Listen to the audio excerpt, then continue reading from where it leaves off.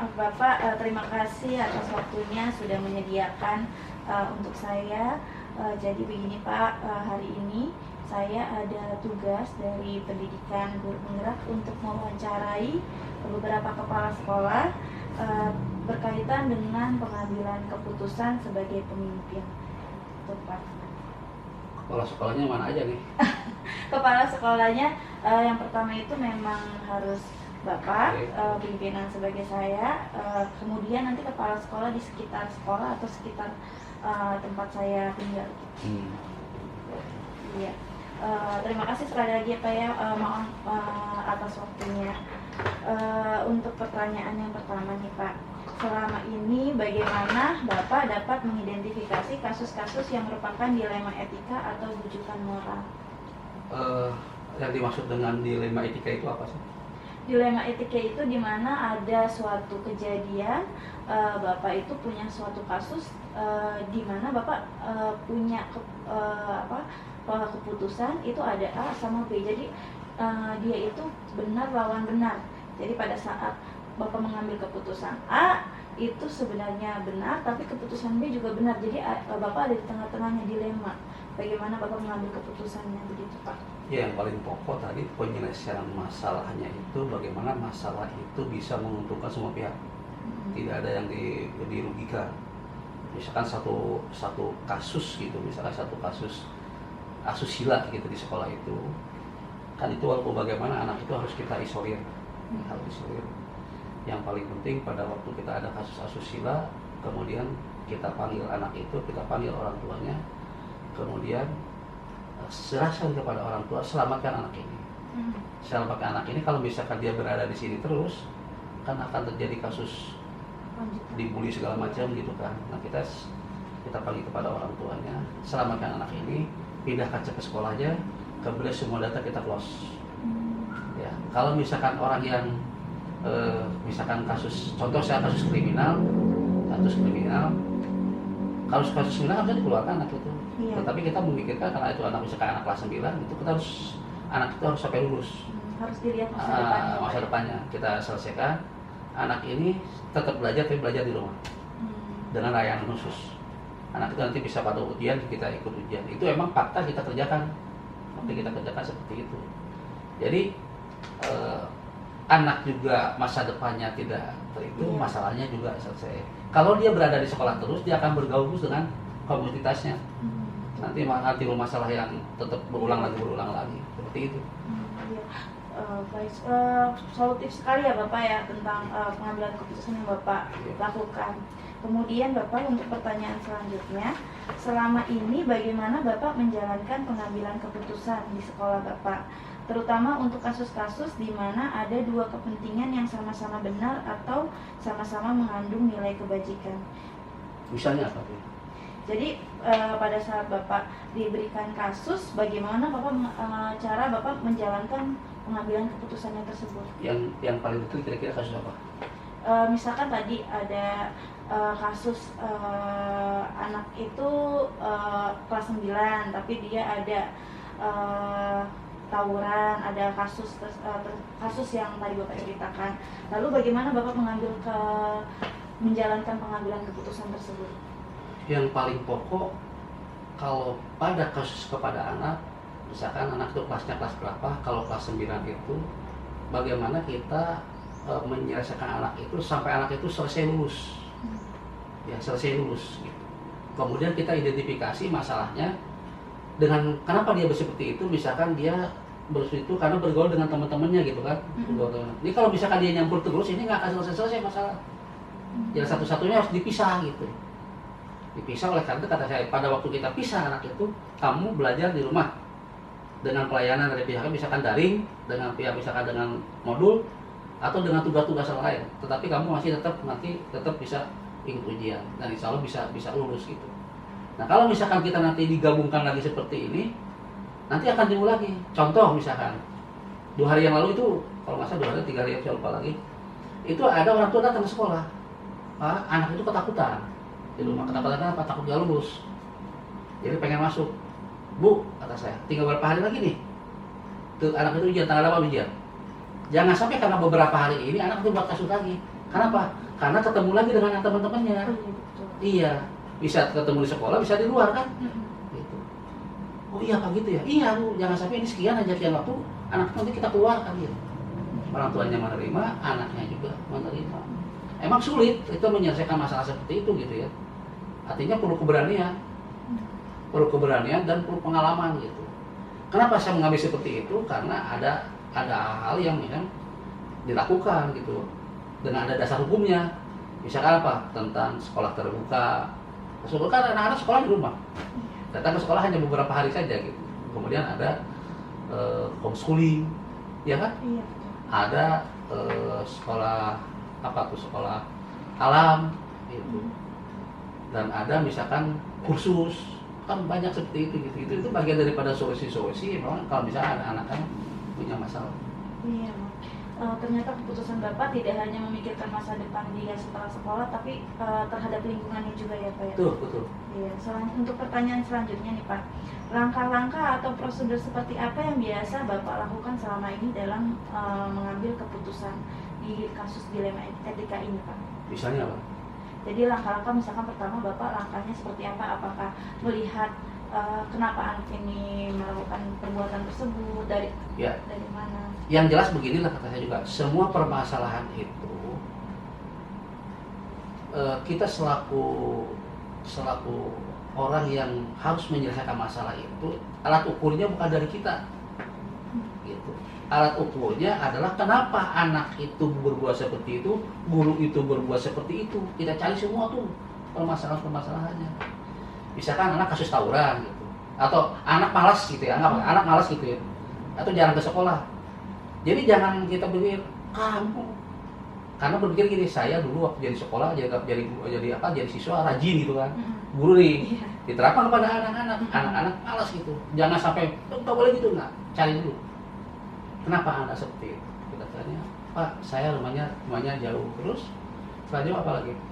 Saya orang tua saya nggak mampu, jangankan untuk ongkos, untuk makan sehari-hari aja sudah repot gitu.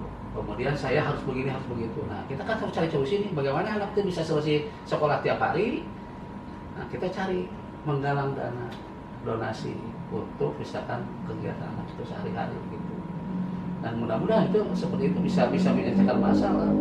Kan kalau misalnya kita hanya dibentak-bentak anak segala macam, itu nggak akan menyelesaikan masalah, apalagi anak dihukum. Ya. Iya. Kamu nggak masuk sekarang lagi hukumannya ini, ya nggak akan menyelesaikan masalah itu. Ya. Masalahnya itu karena apa? Dia nggak punya uang untuk ongkos gitu. Ya selesainya di ongkos itu. Nah, bagaimana solusinya tadi? Dengan adanya solusi mencari donasi. Baik Pak, untuk pertanyaan selanjutnya Pak, hal-hal apa saja yang selama ini Bapak anggap efektif dalam pengambilan keputusan pada kasus-kasus dilema etika ini Pak? Misalnya apa? Jadi ada kasus tadi seperti anak malas, lalu hal yang efektif agar Bapak mengambil keputusan yang tepat itu seperti apa? Yang jelas tadi, dalam suatu penyelesaian masalah itu kita harus mengidentifikasi latar belakang anak itu berbuat seperti itu. Gitu. Apapun juga tadi kata saya, kalau misalkan pada waktu orang yang sering bolos, anak yang tawuran gitu segala macam, itu kita harus tahu dulu ini kenapa anaknya seperti itu. Ingat kalau misalkan kasus tawuran, anaknya tawuran satu dengan yang lain itu, dia kalau sendiri nggak berani dia. Iya. Tetapi ketemu dengan dua itu berani, apalagi banyak itu. Keberanian itu muncul apabila dia berada di dalam komunitasnya. Nah, kita itu fokus ke sana gitu. Bagaimana anak itu supaya tidak tawuran lagi, dan sebagainya terpaksa harus kita pangkas itu. Bagaimana satu dengan lain itu tidak bertemu. Tadi kalau misalkan kelas 3 tadi, kalau misalkan dia kasus tawuran karena masalahnya itu, ya kita tadi sementara kita putus dulu. Karena apa? Kita akan menyelesaikan yang penting anak bisa ujian dan bisa lulus. Itu dulu. Ya, kalau misalnya kita nggak tahu latar belakang itu, bagaimana kita bisa menyelesaikan masalah gitu. Termasuk juga tadi kasus anak yang bolos, kasus asusila dan sebagainya gitu kan, banyak seperti itu. Cari dulu kenapa dia misalkan berbuat menjadi asusila, kenapa dia tawuran, kenapa dia bolos, kenapa dia sering bentak-bentak guru juga melawan ke guru. Itu semuanya ketemu nanti masalahnya. Dan masalah yang muncul itu biasanya terbawa dari rumah ke sekolah, dan terbentuklah menjadi karakter anak itu seperti itu. Apakah itu bisa berubah? Bisa dirubah. Dengan cara apa? Pendekatan dengan anak. Ya, tentunya pendekatan dengan anak dengan ilmunya gitu. Ya. Berarti hal yang efektif itu adalah mengidentifikasi Iya, latar belakang dari mengidentifikasi permasalahan. masalah, betul. Iya. Untuk selanjutnya Pak, hal apa saja yang selama ini merupakan tantangan dalam pengambilan keputusan pada kasus-kasus dilema etika? Jadi hal yang pada saat memberikan Bapak ada kasus, tantangan untuk mengambil keputusannya itu apa? Bagaimana menyelesaikan masalah itu, tetapi orang yang kita panggil atau anak siswa kita panggil seolah-olah kita itu tidak menyelesaikan masalah itu. Dari sisi lain gitu. Tadi gitu dasarnya itu, kenapa bisa dia berubah seperti itu? Misalkan ada kasus tadi, guru dengan pimpinan agak sedikit clash gitu. Kenapa sih gitu? Kan apa untuk tujuan penting kita? Tujuan penting itu adalah keakraban, ke apa silaturahmi gitu. Tadi itu dulu gitu. Ini kan tersekat. Kita cari permasalahan. Kenapa dia seperti itu? Nah, terpaksa kita harus muter dulu. Kita panggil permasalahannya bukan dari sisi masalah tadi ada konflik itu, bukan. Kita cari gitu. Misalkan Bu, saya butuh ibu nih. Gitu. Apa sih hal-hal yang akan ibu yang punya ide-ide gitu tentang sekolah ini? Karena permasalahan muncul itu karena tadi gitu ada hal yang menurut dia itu kurang bagus dengan sekolah itu. Daripada kita langsung kenapa ibu menurut gini. Ya. Gitu kan seperti itu. Keluarkan tuh itunya tuh ide-idenya. Oh berarti permasalahan seperti ini. Jadi kita udah tahu nih. Jadi pada waktu di luar itu nanti ada keputusan lain yang tidak lagi bersentuhan dengan itu karena keinginan dia seperti itu. Oh, jadi tidak menjudge. Kalau menjudge itu biasanya nanti akan bukan menyelesaikan masalah. Nanti akan timbul konflik yang baru. Iya. Musuh dengan guru dengan kepala sekolah itu seperti itu gitu. Itu sulit dilakukan. Iya betul. Dan butuh waktu gitu. Iya. Ya seperti itu. Untuk pertanyaan selanjutnya Pak, apakah Bapak memiliki sebuah tata cara atau jadwal tertentu dalam sebuah penyelesaian kasus dilema etika? Apakah Bapak langsung menyelesaikannya di tempat atau memiliki sebuah jadwal untuk menyelesaikannya? Bentuk atau prosedur seperti apa yang Bapak jelaskan?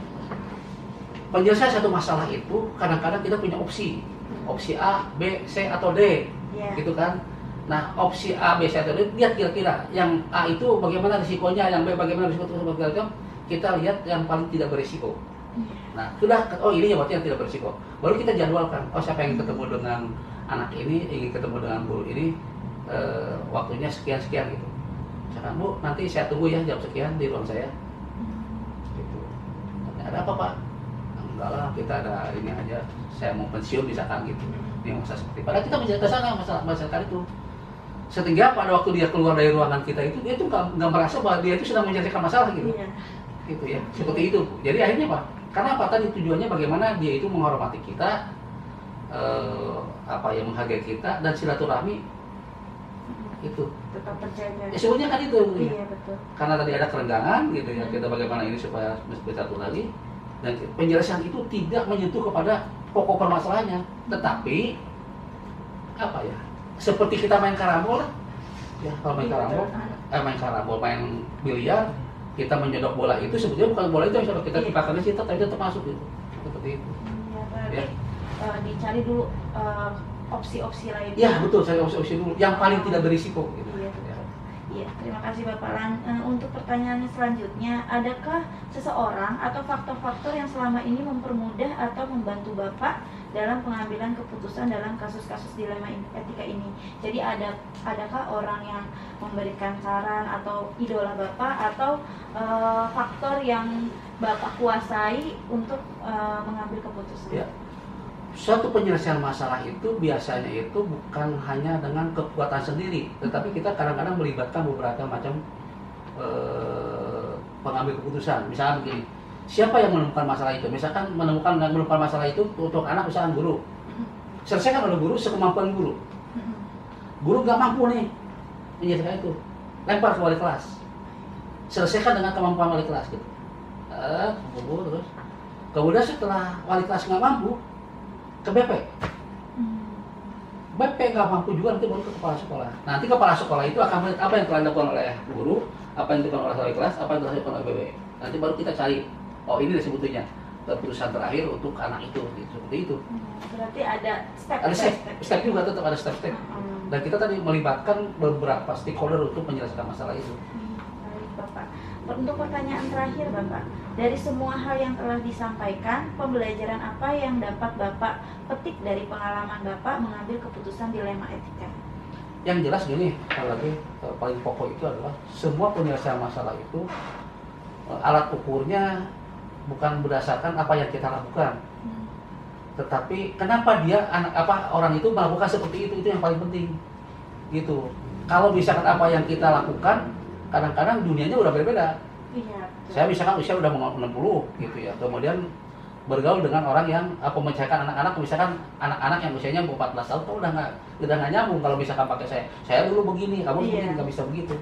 Jadi kita penyelesaian masalah itu sesuai dengan kapan masalah itu terjadi dan apa yang melatar belakangi masalah itu muncul gitu. Baik guru maupun siswa segala macam seperti itu. Jadi bukan ngotot dari kita. Kalau ngotot dari kita itu bukan menyelesaikan masalah, tapi akan timbul konflik yang baru. Hanya bisa memindahkan masalah. Ya seperti itu. Jadi sesuai dengan zamannya Pak ya, tidak boleh menyamakan dengan zaman. Nggak bisa. Dunianya berbeda gitu. Saya ternyata kalau misalkan ke anak-anak saya tidak pernah berpikir begini, kamu harus seperti saya, enggak. Termasuk juga saya ke ibu, saya nggak bisa seperti itu. Saya juga pelajari, Bu Ida ini seperti ini. Kalau saya kasih tugas seperti ini, kira-kira mampu nggak ya, gitu, seperti itu. Pak Renaldi, misalkan orangnya setelah saya amati ini. Kalau misalkan saya tugas ini, bisa nggak gitu. Itu seperti itu. Karena Pak dunianya beda. Dulu nggak ada ya YouTube. Iya betul. Ya, dulu nggak ada classroom. Nah, Bapak Google Room ya nggak ada kan. Dulu nggak ada pembelajaran apa sih istilahnya non tatap muka gitu. Tetapi saya sudah prediksi satu ketika itu ruang kelas itu akan menghilang. Saya sudah memprediksi begitu dulu itu. Konsekuensinya itu kelas nanti akan menghilang. Ya sama, makanya kemarin itu COVID itu kan kelas menghilang kan. Iya. Anak-anak belajar itu. Itu prediksi saya sebenarnya udah lama itu. Dari munculnya laptop. Iya betul. Munculnya laptop dan munculnya IT, munculnya internet, seperti itu.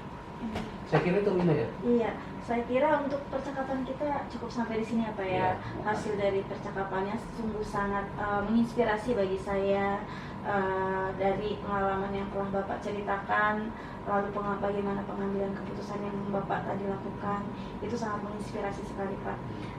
Terima kasih Bapak sudah menyediakan waktunya untuk diberikan pertanyaan. Semoga Bapak selalu sehat, sukses selalu, dan semoga puasanya lancar ya Bapak ya. Amin. Kalau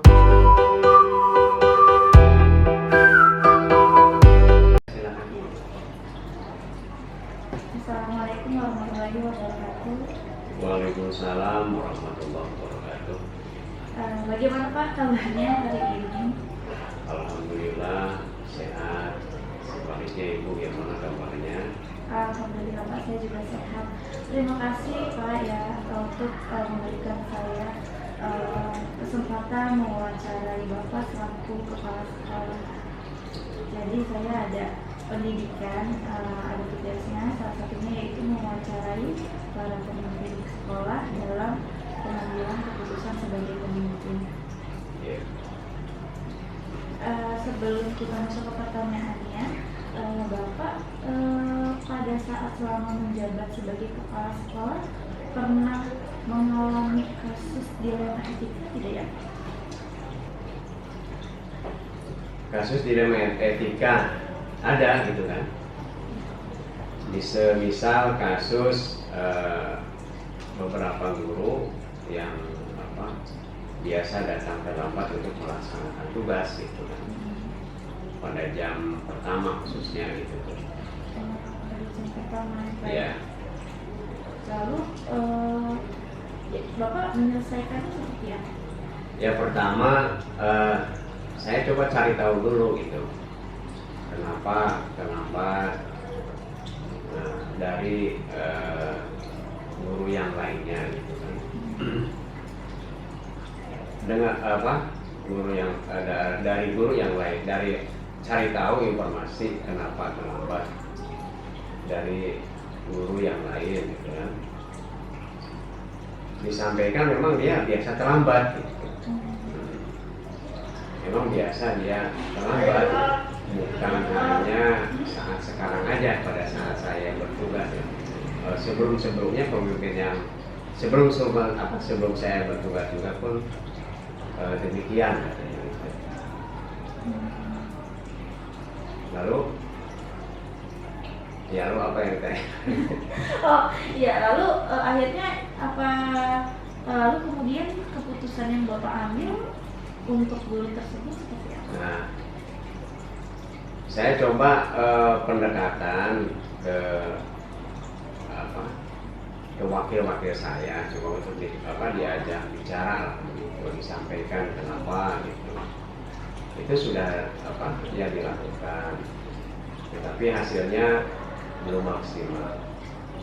Saya juga punya dalam kesempatan-kesempatan tertentu, misalnya dalam briefing atau rapat, saya suka singgung juga, suka saya sampaikan juga, saya motivasi, saya ajak agar dari timbul kesadaran sendiri untuk datang tepat waktu atau tidak terlambat lagi gitu. Jadi jatuhnya ditegur ya. Iya. Oke, selama ini bagaimana Bapak dapat mengidentifikasi kasus-kasus yang merupakan dilema etika atau kasus rujukan moral? Mengidentifikasi yaitu pertama ya tentu dilihat dulu kasusnya, kemudian permasalahannya gitu kan. Iya. Permasalahannya dilihat, kemudian termasuk faktor risikonya juga gitu kan untuk mengambil keputusan gitu. Gitu. Ya, baik Bapak. Untuk pertanyaan selanjutnya Pak, selama ini bagaimana Bapak menjalankan pengambilan keputusan di sekolah Bapak, terutama untuk kasus-kasus di mana ada dua kepentingan yang sama-sama benar atau sama-sama mengandung nilai kebaikan? Ya, sebelum mengambil keputusan seperti tadi saya sampaikan, saya cari tahu dulu informasi dari guru yang lain, khususnya dari para wakil yang membantu saya dalam melaksanakan tugas ini gitu kan. Kemudian secara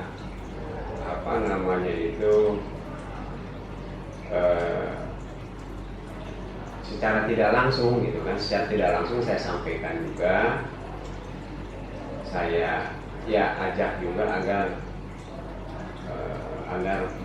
merubah diri gitu kan, agar berubah maksudnya gitu kan, tidak melakukan katakanlah pelanggaran yang tadi disampaikan gitu.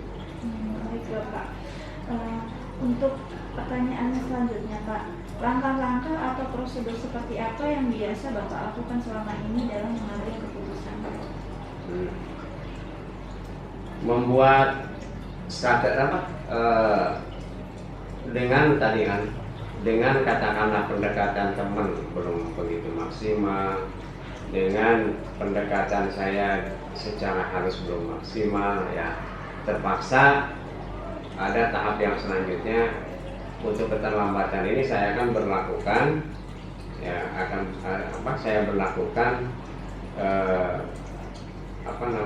sistem kunci gerbang masuk sekolah gitu kan. Masuk misalnya di sini jam 7, dikasih toleransi 10 menit lah katakanlah begitu, karena banyak faktor karena macet dan seterusnya. Nah nanti jam 7.30 saya instruksikan ke keamanan untuk digembok saja gerbang itu selama 1 jam dari 7.10 sampai 8.10. Jadi siapapun nanti yang datang terlambat harus menunggu. Keputusannya ya terpaksa harus seperti itu. Ya, baik Bapak.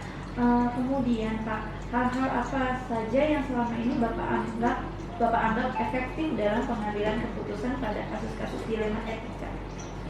Yang paling efektif ya langsung ke to the point, kayaknya dengan cara halus. dengan pendekatan teman kurang efektif, dengan secara halus kurang efektif, ya istilahnya apa ya, dengan langkah tegas lah, begitu mau tidak mau gitu. Iya, berarti harus mengikuti peraturan yang Nah berlaku ya, itu Pak. nih, walaupun memang berat juga gitu, banyak pertimbangan, namanya sesama teman, takut tersinggung, dan kita juga menghargai ya, yang menghargai lah katakan gitu, gitu Bu. Baik, Pak. Kemudian Pak, hal-hal apa saja yang selama ini merupakan tantangan dalam pengambilan keputusan pada kasus-kasus dilema etika yang Bapak lakukan?